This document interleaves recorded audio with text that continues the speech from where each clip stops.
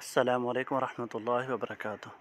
हम पिछले सबक में ये सारी चीज़ें जो आपको सामने नज़र आ रही हैं सारी के बारे में हमने पढ़ लिया था। अभी हम इंशाल्लाह तरतीब के साथ इनको यहाँ से शुरू करेंगे, न्यू डिज़ाइन पे क्लिक करके, और अभी हम यहाँ से सीखेंगे आगे। तो ये है, हम कोई भी सेलेक्ट करते हैं साइज़ जिस पे हम काम करना चाहते हैं। तो ये आप पे डिपेंड करता है कि आप कौन सी साइज़ रखना चाहते हैं, किस तरह आप पोस्टर बनाना चाहते हैं उसके मुतालिक, ठीक है। तो ये 1/1 है, मतलब 1/1, ये 1 फुट के बराबर भी हो सकता है, मतलब ये चौरास होगा। इसको जितना छोटा करते हो, जितना बड़ा करते हो, ये उतना भी हो सकता है, ठीक है।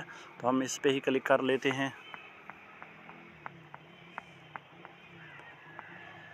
अभी ये देखें, जैसे भी हमने साइज़ सेलेक्ट की उसके बाद ये हमारे सामने ये चीज़ें आ गई।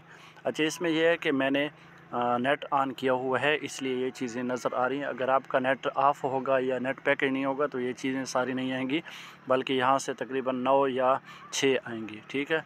तो सबसे पहले गैलरी पिक, ठीक है, जो हमारी गैलरी में कोई चीज़ें हैं वो यहाँ होंगी। ऑनलाइन पिक, तो यहाँ भी बहुत ज़्यादा डेटा पड़ा है, ये मतलब ऑनलाइन होंगे, पिक्चर वगैरह सारी चीज़ें इसमें होंगी।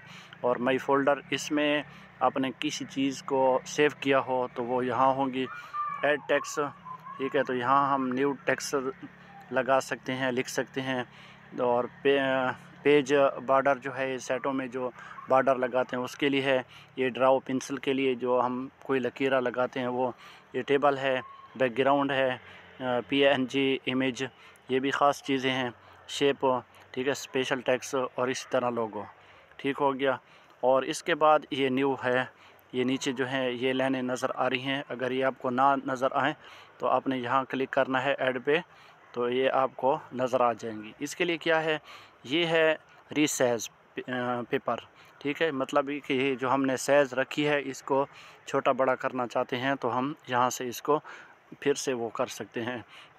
ये ट्रांसपेरेंट है, मतलब इसमें पेरेंट वो करना है जो बैकग्राउंड में कोई चीज़ भी ना हो, ठीक है। ये इस तरह आ जाएगा, लिखाई करेंगे इसमें तो इसके बैकग्राउंड में कोई चीज़ भी नहीं होगी जब हम सेव करेंगे, ठीक है। ये डब्बियाँ वगैरह भी कोई भी चीज़ नहीं होगी।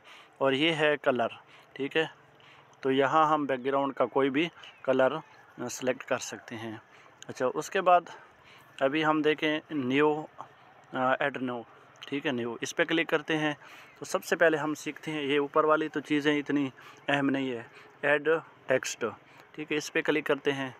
और इसके बाद ये देखें, हम उर्दू या इंग्लिश सेलेक्ट कर सकते हैं। अगर इंग्लिश करेंगे तो यहाँ से शुरू हो जाएगा इस तरफ से, अगर उर्दू करेंगे तो यहाँ इस तरफ से शुरू हो जाएगा। उसके बाद ये अगर आप बोल कर लिखना चाहते हो तो यहाँ से लिखेंगे। और अगर आपके पास कीबोर्ड नहीं है, मेरे पास कीबोर्ड है उर्दू का, ठीक है, अगर आपके पास उर्दू कीबोर्ड नहीं है तो आप यहाँ से लिख सकते हैं।